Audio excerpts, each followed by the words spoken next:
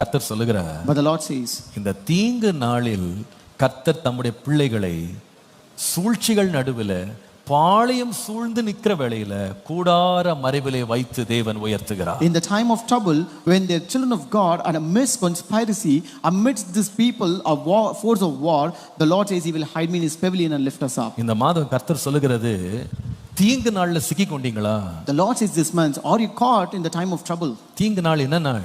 What is the time of trouble? அநியாயமான காரியங்களை நமக்கு விரோதமாய் செய்வது. It is the fierce work of injustice happening against us. பொய்யான குற்றச்சாட்டுகளை நம்ம மேல சுமத்துவது. It is the time when false witnesses are brought against நாம us. வலதுபுறமோ இடதுபுறமோ முன்னேற முடியாதபடி நம்மை சுற்றிலும் பாளையம் இறங்கி நிற்கிறது. It is encamping of the force of war where you cannot grow anymore right or left. ஆனால் வேதம் சொல்கிறது, அந்த நாளில கர்த்தர் என்னை தம்முடைய கூடாரத்துக்கு கொண்டு போய் மறைக்கிற தேவன். But the Bible says, on that day, in the time of that trouble, the Lord will hide me in His pavilion. Hallelujah. Hallelujah. நான் இருக்கிற இடத்துல என்ன வைக்கிறவர் அல்ல. The Lord will not keep me in the place where I am. கர்த்தர் தம்முடைய மறைவுக்கு என்னை கொண்டு போகிறார். He will take me to His hiding அவங்க place. எத்தனைத்த தீங்குகள் எனக்கு நேரிடாதபடி கர்த்தர் என்னை பாதுகாக்கிற தேவன். The Lord will protect me so that those evil will not come against me. ஒருவேளை இந்த மாதம் நீங்க சந்திக்க போகிற சத்துருக்களுடைய தீங்கு நாட்கள் உங்களுக்கு அநியாயம் செய்யறதுக்கு அவங்க திட்டமிட்டிருக்கலாம். Yes, this time of trouble you might encounter in this month where your enemies might be planning to do something injustice for you.